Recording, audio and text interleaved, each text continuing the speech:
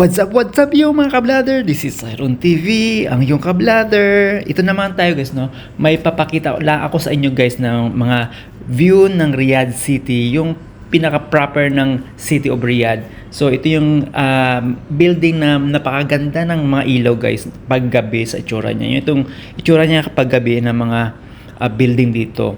So mga kita nyo yung pyramid talaga yung itsura niya, no? Ano siya, parang crystal clear ang itsura. Napaka grabe ang itsura ng mga palight. Tapos may iba-ibang mga kulay, tapos iba-ibang design.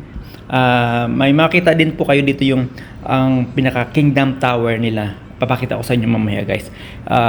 Ito yung mga pasyalan din ng lahat ng mga napunta dito sa Riyadh.